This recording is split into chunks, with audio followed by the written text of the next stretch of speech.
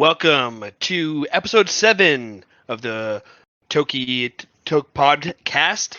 We have the week 5 recap and the week 6 preview. We're going to jump right into it with our host here, Nick. Dennis is not here this week, but we're going to keep this train rolling. We know you avid listeners need the content, so we deliver. We are going to start with the week 5 recap, going over the studs like we normally do. And first, playoff Lenny, Fat Lenny, Lenny Fournette, 31 points. He had 10 of 11 receiving, 83 yards, and 2 tutties. He said he saw the fantasy trolls on Twitter getting mad at him for not scoring, and he said, "Don't worry, the touchdowns are coming." And believe me, they did. 2 touchdowns, and I think the most impressive stat is, the guy's a receiver out there. 10 catches of 11 receptions, 11 targets. I rather 83 yards. That's a good day. What are your thoughts, Nick? Yeah, it's Tommy checkdowns. It's seeming like over there in Tampa Bay, they got out to a hot lead, 13 point lead in the half, and then uh, you know up to 21 to nothing lead, and Falcons kind of clawed their way back. But you kind of gotta love seeing any player in today's age as a fantasy player, as a true fantasy player. You gotta love seeing your guy be like, "Hey, I see you fantasy owners, and it's coming. I'm coming for you. I love you guys. You're my biggest fans, and I'm gonna deliver." And deliver he did. Lenny Fournette, he was a stud this week. I hope he kind of got to that point where I think some people, if they had a deeper running back position, they might have been thinking about sitting him. And I hope people didn't miss out on the big boom out for Lenny Fournette this week. Yeah, there's nothing more annoying than when you draft a player high and he goes on Twitter and was like, "I don't care about fantasy stats. I'm all about wins." It's like, no, dude, come on, play for the fans, man. So Yeah, yeah, great day for or their Lenny. coach. You hate when their coach says, "I don't care. I'm not going to tell you who's RB1, who's RB2." It's like, come on, man. Like I'm trying to run a dynasty here. And if you do recall, there's that one on the Bucks where Gronk was one catch away for making his bonus for catches of the year. He told Tommy, and Tommy's like, "I got you." Next drive, threw it right to him, got a catch. He got his Millie bonus. So if playoff Lenny comes out saying he needs to score more touchdowns, Tom's going to be the guy to deliver. Up next, Nick, why don't you take this one, because this is one of your rookies, stud rookies that you have on your roster. Yeah, Brees Hall, he's not a guy that I was high on going into it. He's someone who I want to avoid. I didn't like his ADP going into the season, but I played in another league, a 12-man league, and that shit is thin. So it came around. I needed a running back in my draft position based off of my position and the positions I had drafted. And he was sitting there and he was like, I'm looking at the list and I'm like, I gotta just take the flyer. And he's been a guy that it's annoying, but you like to see it. Where he started out really slow, like not that great week, but it's like you're looking at like 7 points, then it's 10 points, then it's 15 points, and this was kind of his breakout game. Just about 27 points. He had almost 200 all-purpose yards, and I was watching it pretty closely. I was in a tight battle in that league, and he had 2 plays of over 40 yards in which he was tackled at the 1 yard line and then didn't get the touchdown. So that was really frustrating, but you love to see that kind of increase, that trend up on his points per game as we go week to week, and it just seems like that kind of situation where they're easing him into it. They want to see what they have. They're kind of you know letting him get his feet under him per se and adjust to the speed of the NFL, and he's done that, and he's gotten better and better each week. Now the only thing we need to see is Michael Carter, to stop stealing his kind of red zone touches, and he's looking like he's gonna be a stud. Even even though he's a Jet, and historically I've tried to stay away from Jets players as far as a fantasy standpoint. Yeah, it is always exciting when, all of a sudden a rookie position player has what you call his breakout game. It hypes you as the fantasy owner. I think it hypes the team up as well. I mean, a rookie showing up and all of a sudden throwing down 200 yards almost. I mean, that's incredible. And I caught some of his game, and he looked quick out there. He was fast. I mean, they didn't have an answer for him. Um, Additionally, we have Gabe Davis on the Bills. I think the first play of the game, he broke out for a 98-yard touchdown. As a fantasy owner, if he's in your roster, that's a good day. You don't have to look at him like the rest of the day. First play, 100-yard, basically touchdown. That you're happy with the Gabe Davis play. Anything above that is just extra bonus. I think he finished with 31 points, had 171 yards and 2 touchdowns, and that's a hell of a day for probably in most rosters, most likely a flex spot. Yeah, and he's one of those guys where I'm sure there's a lot of fantasy owners who are sitting there kicking themselves because they stuck with him for the last 2 or 3 weeks, and finally we're like, I got to give up on this guy. I'm gonna have to sit him, and then he pops off with this, which is I think what everybody was hoping for. It's kind of like a wide receiver 3. If you're deep at running back, a wide receiver 2, or like a deep flex spot. And I even said it in my commission notes in Toker's Lounge, and I quote, Novak will keep jamming Gabe Davis in his lineup until Josh Allen hits the G Davis spot with those double penetration points. He got it. He got He it. hit it. And you know what? Kudos to Novak. He kept starting him, and it's exactly what I said. He just kept jamming him in his lineup. It doesn't matter, 0 points, 3 points, whatever it was, and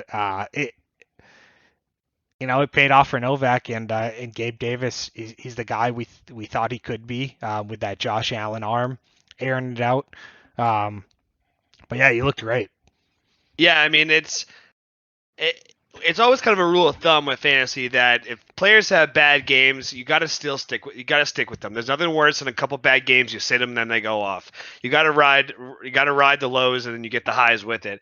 That being said, it's always easier said than done if you start out the season kind of slow. You're desperate for a win.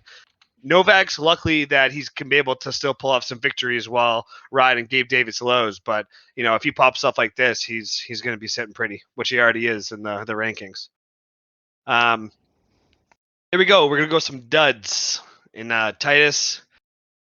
I will say I'm sorry. If Dennis was here, he would say he's not sorry. He doesn't. He hates the Dolphins and he hates you. But Tyreek Hill, 9.5 points. He was 7 for 7 with 47 yards, but no touchdowns. But the worst part is the quarterback situation. It's you hate to see it, as us Patriots owners know. You hate to see number 2 go or 1 and 2 quarterbacks go down, have to be on your third string. But AFC East is now going to be the battle of the third strings, and I think it might be Zappy hour. We might take the crown for third string quarterback. Yeah, no, definitely. It's an unfortunate situation over there. They kind of shot themselves in their own foot, if you'll say. Tua with his injury, and then you see Teddy Bridgewater kind of fall victim to the new rules implicated because of the horrific scene that we saw with Tua, in prime time with his head injury. Teddy Bridgewater, they're saying it was an elbow injury, but it sounds like he's fine. He went down, he got up, he was a little wobbly, and then you see you see him. They said he's wobbly, he's not coming back in. Didn't seem like the elbow was much of an issue, and unfortunately he had to sit. So Skylar Thompson, probably not the guy in the future. Looks like they're still going to be hoping it's Tua time. And Hurdy is practicing this week, so hopefully that's good news for Titus and the Dolphin fans.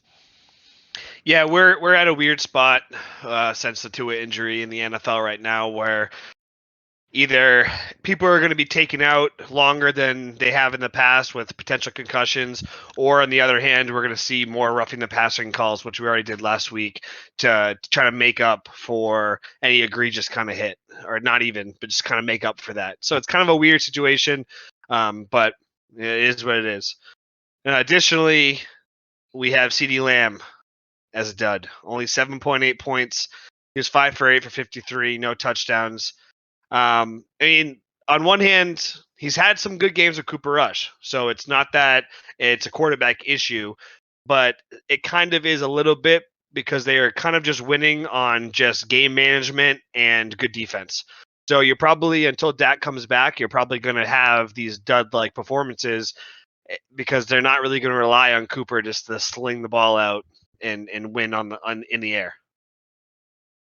Oh yeah, definitely. I mean, we're seeing that split. That it's actually been an unbelievable split between Tony Pollard and Ezekiel Elliott rushing the ball. They've seemed to really hone in and find that blend between the two, and they're looking great. Like you said, the defense has been the big thing, and it's just kind of I don't know. CeeDee Lamb's frustrating. It's one of those guys like you're not going to start. The upside's too great, and 10 points if that's his floor, then I guess it was 8 points. You kind of got to live with that, but it is frustrating. It's been a little bit of a roller coaster with CeeDee Lamb. Whereas if it was just Dak the whole way, you probably wouldn't see that. It seemed to be his favorite target last year. But you got to keep starting them and kind of live with these 8-point duds. I mean, last week he had 18 points, so it's not all terrible if Dak's not there. But yeah, you're gonna have some of these. Additionally, the duds. I mean, as a Patriots owner, fan, I'm happy. The entire Lions team got smoked. Nick, what are your thoughts? I know there was some contentious waiver wires about Jared Goff last week. How'd you perform? Yeah, I mean, we talked about it on last week's show. Dixie wasn't too happy. I started Goff. I'm in 3 leagues. I started him in all 3 leagues. It ended up being a tough decision across the board. I went 1-2, so was able to survive the Jared Goff experiment in New England. I think he might be the new Sanford and Stafford and seeing ghosts. Belichick kind of can do that to guys, but kind of showed their true colors. I think a lot of people are going to be losing faith in Goff.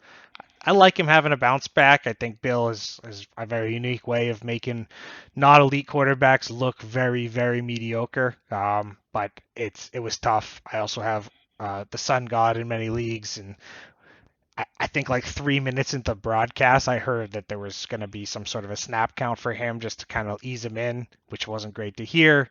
They're down Swift, so it's a tough situation for the Lions, but it's just good to see. Like you said, it's good to see as a Patriots fan. Bill Belichick doing Bill Belichick things the way he only can, making this team look exactly like the Lions that we know and love. Yeah, so. I mean, one of the top scoring offenses in the entire league got shut out and looked like a Pop Warner team. I don't think Jared Goff has recovered since from the Rams Super Bowl playing the Patriots, where they only put up 3 points. So Bill definitely has his number, like you said. He can make mediocre quarterbacks look like garbage. And another guy you have, Nick, Darren Waller, another dud. He did get hurt, but a little bit of a struggle this year. Yeah, no, for sure. It's been all downhill since I had him last year. He's someone I was trying to avoid, but when I got him, I had to pick him. But last year, I think week 1, I think he had 19 targets and something like 13 catches, and he looked like an absolute monster that just was gonna blow the league open if you had him. And it's just it hasn't been that. And someone I was high on with Devontae Adams kind of opening more up for him, and it still hasn't happened. And then you see, Josh Jacobs running like he never has before, and you think that's going to open up, and it still hasn't happened. Honestly, I'm not going to lie. I was obviously Kenneth Walker III, big pickup here. This free agency wire, and I was looking. It's possible a Darren Waller on a buy is a droppable option. But yeah, I mean, it is sad. I don't really understand what's happening this year with him, especially with all the things you said with running game and Devontae kind of opening things up, because he has the build and the athletic ability like all the best tight ends in the league, and he's shown that in years past.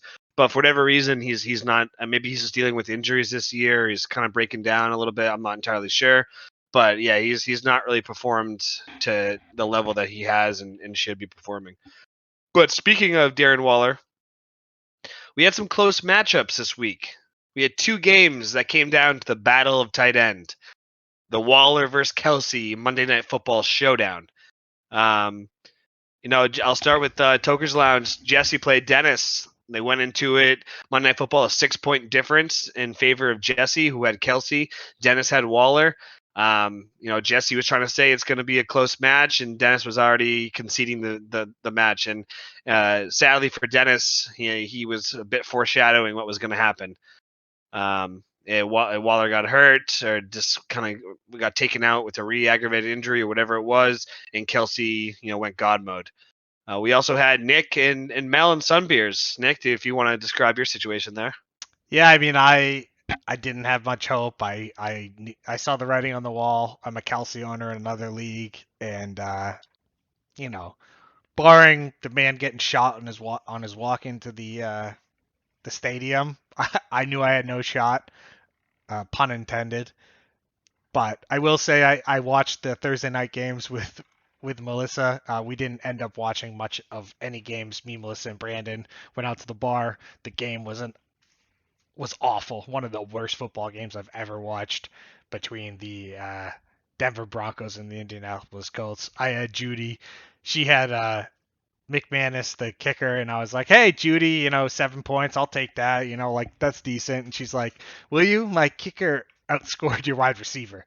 So that was a little shot, and kind of ended up being the difference. I knew there was going to be no chance Waller versus Kelsey, but you still kind of start sipping on that hopium, being like, oh, like if Darren Waller just hey, if Kelsey just has a normal game, like call it 12 points, you're just receiving no touchdowns, and Waller has 100 yards and 2 touchdowns, all I need is Waller to, outscore Kelsey. He's due for a breakout game, and you start, sipping on that hopium. Hopium. Now I know it very much was copium, but it is what it is. I end up getting on the scoreboard getting smoked by 32 point or 22 points, but it was close heading into Monday night, and I gave it that little extra watching. But 25 yards, 4 touchdowns. It's a pretty crazy stat line. Yeah, I mean, he went absolute God mode, and CEH, Clyde Edwards-Helaire, I did say I was going to take a bet that Davante Adams and CEH both scoring. CEH got tackled at the 1-yard line twice, and they didn't even attempt to run it. They just went to Kelsey every time. So it hurt me in my wallet. I'm sure it hurt you. I'm sure it hurt Dennis to watch that happen. But you did make a comment about Thursday Night Football, and it's such a Lex Luthor, aka Jeff Bezos, move to subject us all to watch that Thursday Night Football game on Amazon Prime only. You don't even have the luxury of switching channels. You're locked in an app. It's a whole process. And that was, sadly, I had 2 players on that, and I sat through it all, and I had to deal with the misery of watching that terrible, terrible game. Oh, it was like pulling teeth. At the bar, they were like, "Where's the game?" I was like, "Oh, it's on Amazon Prime." And they're like, they're calling nieces and nephews trying to find a Prime account to put the game on. Meanwhile, I just the TV, they only put it on the main TV, and the TV behind me is preseason basketball, and I keep finding myself watching the Brooklyn Nets every time I look up because it's just right in front of me, and I'm like, yeah, actually, the preseason Nets game is actually better than this prime time regular season football game. It almost got comical of how bad could this get. I mean, Russ throwing an interception to end the game. They could have just ran the clock out and kicked a field goal. It was just a disaster on all fronts. Just classic to bad football. But we also had another close matchup. Dixie versus Anna. The pessimist versus the week 4 cocky member of the league. And Dixie squeaked by a nice little victory. And I could just feel, without even being in the room, I could feel Dixie's tension and anger spewing. I felt it because he had Davante Adams and Clyde Edwards-Helaire. Anna had no one. I think it was maybe a 13, 15-point lead for Anna. And Clyde Edwards-Helaire did absolutely nothing. He, like you said, he got stopped at the goal line twice. It got to the late in the 4th quarter. Dixie was down by 7 points. It didn't look good for him. And then Devontae just caught like a unbelievable touchdown catch to kind of get him with the 5-point victory over Anna. So it was a close matchup. It's sad to see Anna lose, but Dixie, congrats. That's a double loss for you. Your fiance loses and you lose your bet. Yeah, it's it's like she lost, but it wasn't even the way you needed her to lose. You needed her to lose no, from exactly. Clyde's Edward-Hilaire's touchdown after touchdown, and you didn't even get that. So that's that's kind beat. of it's a bad beat for sure. It's kind of become my philosophy in gambling. It's you put your money on what you don't want to happen. So if what you want to happen happens, it's okay. Like if the Patriots win and they're better than I expect, then I'm happy. But if they do worse, and to offset my anger, I win some money. So that was kind of my logic there. If Anna's gonna lose, I'm gonna one of these two guys are gonna score touchdowns, and sadly I missed out and lost some money. All right, now we're going to go to a word from our sponsor. Today's sponsor is brought to you by Hanglow. Are you still in the dating game? Are you worried about having to send pictures of your special member? Look no further than Hanglow, a selective service that captures your special unit in the best of light and the longest angle. With our professional cameramen/woman, we guarantee to add 2+ inches to your unique tool. Anglow's commitment to a better picture game starts with their founder, Matty Ballgame, who has worked in the film industry for decades and knows a thing or two about a lengthy feature film, if you know what I'm saying. Put your trust in Hanglow, and we guarantee you will be satisfied. I mean, let me say, Nick, you could maybe add your own thoughts, but I wouldn't be engaged if I didn't use Hanglow. It was what made her say yes. I'll just say that. Sounds like a long story you have there to Kirby. But yeah, just go to Hanglow's website and put in Toke Pod for 25% off your first Matty Ball game picture/film session. All right, we are back with the great segment, Flash or Fizzle. We're going to start with the one that we all love to hate and we hate to love, Taysom Hill. I mean, he is tight end 3 on the season. Nick, any thoughts on the old Taysom Hill? I hate this guy. As a Kamara owner, I've been fighting this guy for decades. I did end up picking him up. It's crazy that he's tight end 3. It just goes to show the tight end position. It's such a scam. Obviously, number 1, Travis Kelce, and number 2, Andrews. Then there's I think a 20 or 25 point drop off, and then it's Taysom Hill, and then I think the person after them. I'm trying to blank. It's the other. I think it's Hawkinson at 4, which both Taysom Hill and Hawkinson are just basically subpar, sub-average tight ends, and then they both have both of them just have 2 big games, and then that's it. They're top 5 tight ends. It's crazy. Position sucks. It's just a frustrating position to have, and Taysom Hill is just. It's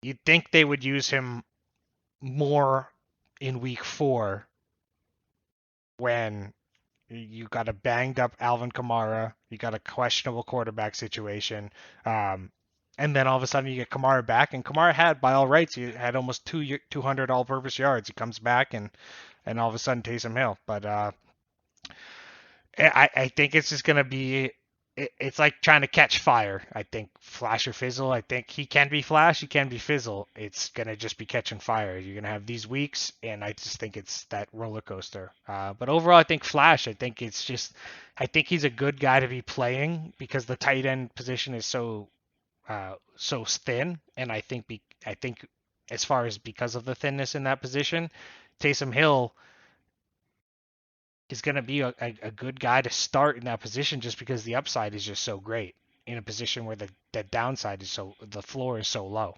So I do think he's going to be a flash. Yeah, I would agree. I mean, it's just crazy that he finished with 0 receptions, 0 targets, or 0 targets in the air, and still finished with 33 points. I think he threw one and ran three or whatever it was. And like you said, yeah, the tight end position that is so trash where they hardly catch targets anyways. You're hoping for a touchdown from your tight end. It's kind of worth the risk and to take a flyer on him and ride with the lows, and these highs are could be season winners and league winners. So yeah, I'm Team Flash as well. Another guy, Tyler Lockett, 24.9 points, 6 targets, 104 yards, 2 touchdowns. I mean, I feel like there are going to be some games where it's going to be the DK show. But Lockett's always there. Like I feel like this Lockett is 100 years old. I think he's been in the league and just been having this role and been successful at it forever. So I mean, until he's out of has a big cliff, I'm going Team Flash as well. Yeah, I don't think I don't think you could have said it any better with he's 100 years old. He's like one of those, Jerry McNamara college Syracuse basketball players where you're just like, how is it? I feel like I've been watching this guy since I was 13. How is he still a senior on the team in March Madness? But I do agree they're top 50% in passing as far as yards go. I don't think anyone expected that, and Gino's airing it out, and a lot of people are whispering that, uh, the gum chewer is just trying to stick it to Russell Wilson. So Pete Carroll's trying to stick it to him, and he's let Gino cook. So I think he's a flash. I do love Yeah. that, by the way. If Pete Carroll's that petty, I love it. We need like a Washington Commanders / Redskins little like email leak in where he's like just like emails the whole team being like, "Hey, fuck Russ Wilson, we're letting Gino cook." I need that Yeah, email. his wife had a dick too. Just gets real bad, like it gets real, in the weeds. He also just like signs his email like while he's talking. He's like, and then he's like parentheses. Pete Carroll chooses gum hard in right jaw. Russell Wilson's sub sucks, not even spicy. Let's ride. Moving on, we also have Flash or Fizzle for the Patriots skill players. I'll just lump them all in and kind of go through it. Bailey Zappi, I don't think he's going to be playing that much longer, but while he is there, Jacoby Myers and Ramondre Stevenson. If I'm going to do all three, just to do it quickly, I'll let you take it. I'm going Fizzle and Zappy. I think he's going to have some games where he falls back into place after last week. I'm Flash on Myers and Stevenson. I think Stevenson has looked great all year, and Jacoby seems to be the guy. Yeah, I mean, I don't think Zappy's really included in this, but are these guys getting the effect of Zappy? Ramondre, I think the Patriots are trying to establish the run. Obviously, the Lions, although their offense has been amazing, their defense has been equally, if not more so, horrible. So they looked great. Myers has been dealing with injury, but he did look good, and he seemed to be not only Zappy last game's kind of favorite target, but we saw last year where he was Mac Jones' favorite target. So he's just kind of like the oh shit, I need yardage, almost like the Julian Edelman has been for a while. He seemed to kind of fall into that role. So I'm definitely flash on him. And then hearing Damian Harris is out for a little bit. Ramondre Steven looked great. Their offensive line, I don't know if there's many defensive lines who are going to be able to handle them. They looked so strong and just got a lot of push off there. So Ramondre's a physical runner, he's north-south guy, which you like to see, and he looked great. So I like him getting even more touches. He had 25 touches last game, so I'd love to see what he can do. But I'm flash on him too, and almost 20 points, 19 points this week with 0 touchdowns. You'd love to see that. So flash it up.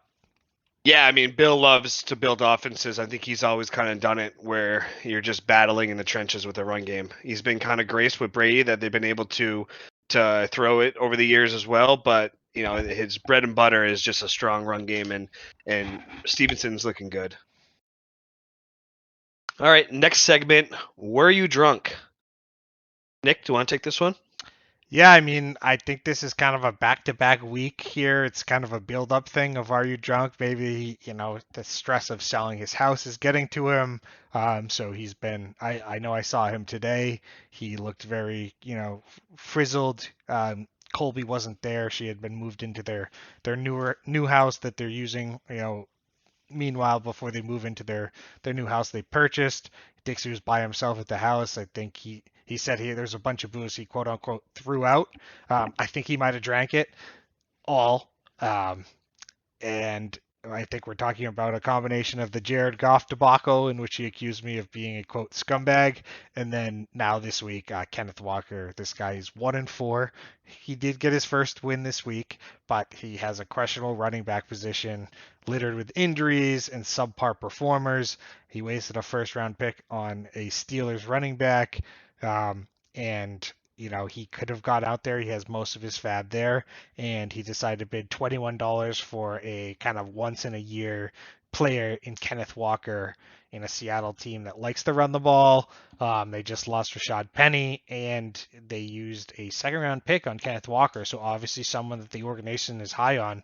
So I'm thinking that Dixie was 100% drunk. I think he drank his entire downstairs um, refrigerator full of Mick Ultras. Shout out Paul. And I think he was drunk when he was like, "Oh, $21. That seems realistic for a kind of like once a year type position player coming through due to an injury." Yeah, he did. He did say, maybe the Fab system is not for him, and so maybe he started drinking, I don't know, some absinthe or something, and the booze wasn't for him either. It's. I will give you a little hint, Dixie, if you do listen. If you're ever confused about Fab, I don't want to give you any hints for fantasy purposes, but I will because I'm nice. You could just Google what people are saying for Fab pickups. Some people out there were saying you blow 100% of your budget on this guy, and you were saying $21 is too much. You gotta understand, one, your need, and two, how many times is something like this gonna pop off where a rookie gets his chance in a run heavy offense.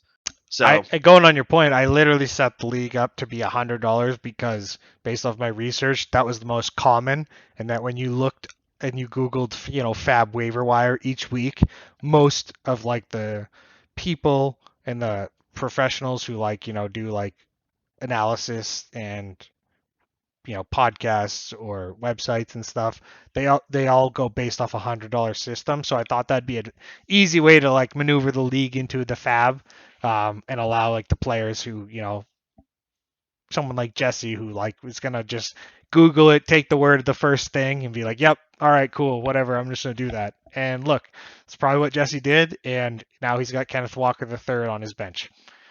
yeah, I mean the guy doesn't need him, but he has him, and it's makes us all weaker. And him just he's still doing well. So yeah, like we've always said, you got to pay for it to get it. I think your dollars have diminishing returns as the season goes on. Talent gets worse. The time you have them gets shorter. So, yep, he definitely was sipping on that juice, if you know what I'm saying. All right, to the next segment. Yeah, I'm thinking I'm back. And Nick, you did touch upon it, but Alvin Kamara, he played one game, was out the next, played another, was out the next, then played his third game of the year, week 5. First 2 games, 6 points. Couldn't really get anything going, had some rib issues, whatnot. And then week 5, I mean, he had almost 200 all-purpose yards, almost 100 rushing, receiving, which is pretty impressive. So he finished with 20 points, and I'd say that's a good. He, I'm thinking I'm back candidate. No, for sure. And again, I know I touched on it a little bit, but the thorn in my side, the bane of my existence, fucking Taysom Hill, always vulturing touchdowns from this man. You know, hopefully he Yeah, I has mean, I hopefully just it's a down week, but you can't you can't not be happy with 20 points. It's about time. I know a lot of people use some good draft capital. I use a second round pick on him, and there's just talk of his suspension, if he was going to get suspended or not. Still up in the air, but while I have him, it's kind of this injury's been bugging him, but it looks like he's back, and hopefully he can continue to do this week in and week out. Yeah, I mean, it's definitely good to see him. I mean, it's one of those things where next week Taysom Hill will get 0 points, Kamara will have 200 yards and 4 touchdowns and have 40-point game, and you're just like, why don't they do that every single time? Why do they have to just change up the game script and use this Taysom Hill guy? But 100%. And Kamara's he's just so fun when you watch. Like when you watch him out there, like the pass game, the rushes, like the zone reads, it's just like he's just fun to watch. He looks like he glides across the ground when he's running. It's just like, I don't know. Just give him the ball. It's so fun. Yep. But good to see him, for all the Kamara owners that, drafted him. They only got 12 points in 4 games, and now you just got another 20 to add on top of that. That probably helped you potentially win your week, depending on your other roster comp. Not me. Sorry, Kamish. Moving into the 3 gasms. We're going to do a similar approach to last week, but we're going to start with the quarterbacks. And these aren't, buy fill-ins. These aren't rookies. These are 3 drafted quarterbacks that have all kind of had the similar year of overall point production. Some good games all around like the mid to potentially upper 20s, but also some borderline duds where it's the low to mid teens. So we're going to go 3 gasms of Brady, Burrow, or Murray. What are your thoughts? I think Kyler Murray is the fake gasm. I just don't like what they're doing over there in Arizona. It just kind of seems like the wheels are coming off. There was the preseason kind of talk of Kyler Murray wants out. I think the biggest factor here is there's a new Modern Warfare coming out, and I think that is just not going to be looking good for Kyler Murray when that comes out. There's going to be double XP weekends all over the place.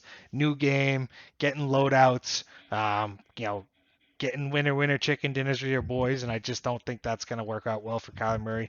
I know he is getting DeAndre Hopkins back, but I don't know. It just doesn't look good. It looks like he's running for his life. I think the same could be said about Burrow, but I just think they're going to keep slinging it, and I think his rapport with his receivers, I think he just has more talent there, and I like him, and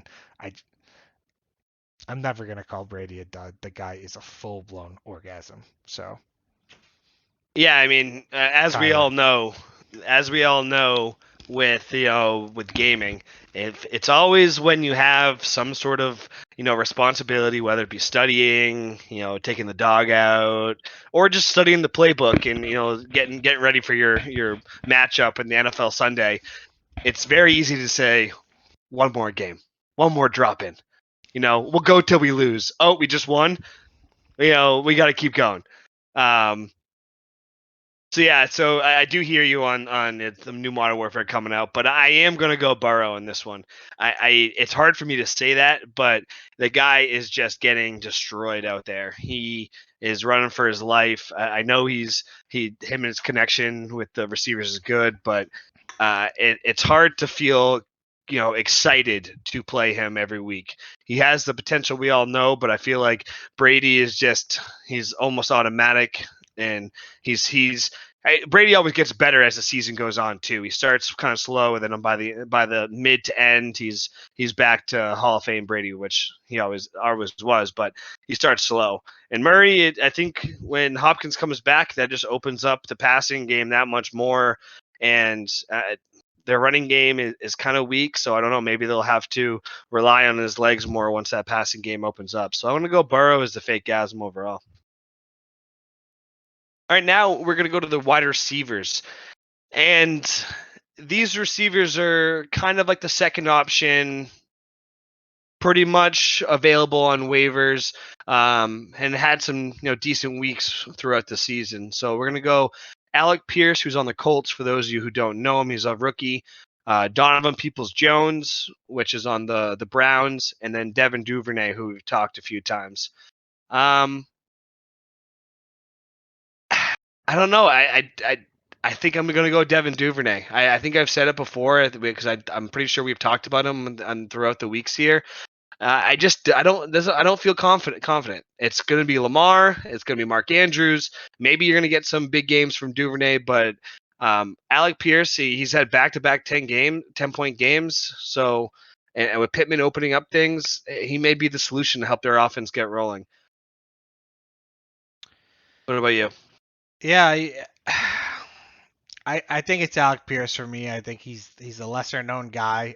He's a big body guy, and I do think he has a future in fantasy, and I do think he has a future. Um, but I just don't think it's this year.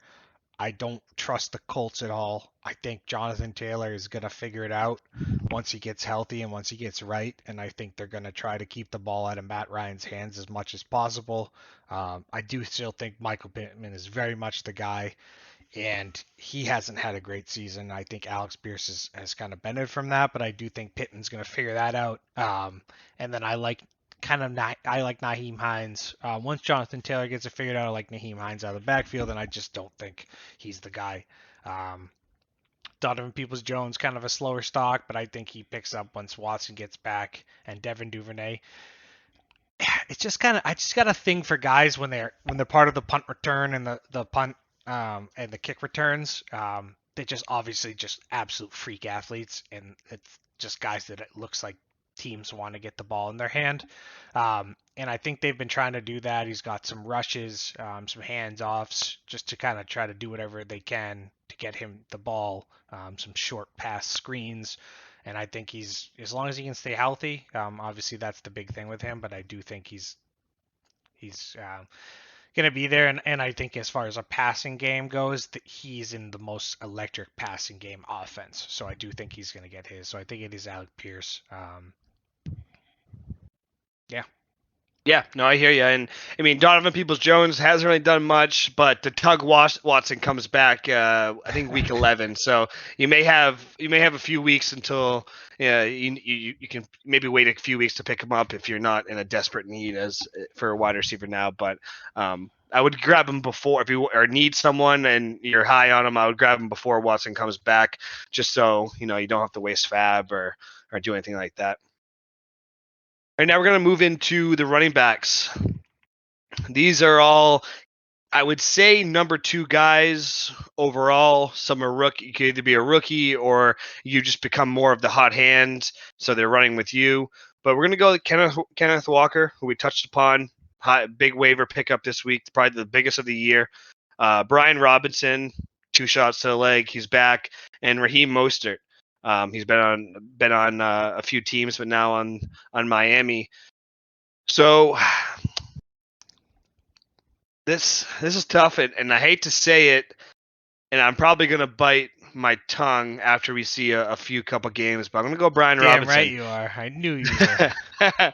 I'm going Brian Robinson, and I wanted to go Kenneth Walker out of just spite because I didn't get him off the waiver, so I hope he does terrible. But I mean, he had a great first game as a rookie, and I think that's going to juice up the team, juice up their running game. And the Seahawks love to run the ball, so they're going to keep giving it to him. Brian Robinson, it's not him. I just don't trust. I don't trust the Commanders. I mean, Ron Rivera came out and was like, "What's different between you and the other teams in the AFC or NFC East?" And he was like, "Oh, the quarterback." So I think there's just that's not good morale in the locker room there. I think they're going to be down a lot. I mean, if they use him in the passing game, it could be he could be good, but yeah, I'm going Brian Robinson and Raheem Mostert. I think is serviceable. Yeah, I'm Raheem Mostert. There's no way I can answer Brian Robinson. I do agree with a lot of the points you brought up, but I just feel like Mostert's kind of the guy of all these guys. He's got the biggest looking over his shoulder, and I think that can kind of be tough sometimes. I feel like everyone kind of thought Chase Edmonds was going to be the guy. They still have Myles Gaskin and Ahmed that they had from last year, so still some guys there. I think in the short term, Raheem Mostert's probably going to look pretty good, and he's coming off a pretty good week. But you have to remember they played 99% of the game with a third string rookie quarterback. And what's going to happen when that happens unexpectedly is they're going to run the ball. They want this guy making the least amount of decisions possible. We're not sure if we're getting Teddy Bridgewater back this week. If he is back, I think that's stock down Raheem Mostert. And then once Tua gets back, we saw what they can do in the passing game with Waddle and Tyreek Hill, and that's just going to be stock down again. I think Brian Robinson's are going to try to give their defense rest in Washington, get the ball, establish the run, make it easier on Carson Wentz, who was lost out there, and just try to establish the run. And if they can do that, I think it's going to make their life a lot easier. And for that reason, I'm going Raheem Mostert. I think it's just going to be stock up this week, but next week it's going to be down as they get their quarterbacks back. Yeah, and you're probably right, and I think Raheem Mostert maybe like a little bit have some aches and pains from that game. So I mean, who knows what his performance will be this week? And so you're probably right, but 49er glass curse. Yep, yeah, it is true. I mean, that whole team the last couple of years, I don't know what they're doing over there in San Fran, but they're always hurt. It has to be. All right, now to the next segment. The bad boys. Bad boys, bad boys. What you gonna do? What you gonna do when they come for you? Bad boys, bad boys. We have a new one who's actually a starter. Could have big fantasy implications. I'm sure some of you saw it, the memes, or the reports after. But Davante Adams, after a heartbreaking loss, questionable loss with some decisions, Davante leaving the field, pushed down a media member. I don't know if he was a photographer or what it was. Pushed him right down. He had charges pressed against him, and now there's talks of potentially a suspension. So it's definitely a bad boy when you're out there assaulting innocent bystanders when you're full pads. Yeah, I mean, it's crazy. And the big thing is people are talking about Davante Adams. He's probably going to get they're thinking at least a 1-game suspension and probably a pretty hefty fine. And people are bringing up Draymond Green, who I think knocked out cold one of his teammates and was reported no suspension, no nothing. So just Draymond said he's going to take a few days away from the team. So maybe that's what Davante needs to do is just take a mini vacay until pad practice on Wednesday. Yeah, bad boy. I mean, can't be doing that, Davante. Can't be just pushing down people after you're mad. Go knock out Hunter Renfrow. His brain's already scrambled anyways. He's the one that ran into you in that last play. I mean, he did he did do that in the final seconds of the game. I mean, we don't even know. Did Renfrow leave the field? He might be still laying there and just knocked out cold. But yeah, so bad boy. And all right, our final segment, the bloody head injury report. Overall, pretty low-key week other than the big one, which we've talked about at length. The Rashad Penny broke his leg or fibia or whatnot, out for the year. Kenneth Walker season, baby. For those that got him, good luck to you. James Conner's banged up. He's not practicing today. He got hurt in the game. We don't really know who's going to fill in for them. There's some talk about Eno Benjamin, but that guy's tiny. So I picked him up in one league just in case. But yeah, we'll see how that goes. Yeah, he might have to get some pictures taken with Hang Low Incorporated. Him and Kyler as well. Maybe those go like maybe 2-for-1 special. Boost 2-for-1 special. Starter. Teddy Two Gloves we already talked about. Elbow issue, concussion. Who really knows? T. Higgins. It's sad for all you T. Higgins owners. You always wait for the Sunday morning final injury report. Guy is active, and then just re-aggravates his injury or just couldn't do it. So he finished with 0 points, 0 targets. Yeah, I mean it's similar to the Sun God thing where it's like like you hear it and then like, oh, they're good to go, and then you start them. It's like, why you're not gonna not start them? And then all of a sudden, like Sun God, I'm pretty sure like 3 minutes into the game, I heard, that he's on a snap count. It's like, oh well, I'm starting him in 2 leagues. It's like, you guys got to care about fantasy. I need to know this information. Yes, I'm trying to scheme the other opposing coach. Just tell us. Yeah, there's like 1,000 of us managers that need to know this stuff. Yeah, Disrespectful. it really is. But with that, we're gonna wrap up episode 7. Thank you guys for listening, and we will be in touch next week. Good luck to all your week 6 matchups, and hopefully all you losers can be winners, and all you winners can be losers. Because I'm right in the middle, so I need to get those W's and move up the rankings. Take care, Definitely a guys. loser. Need to be considered a winner. Thanks, guys. That's true.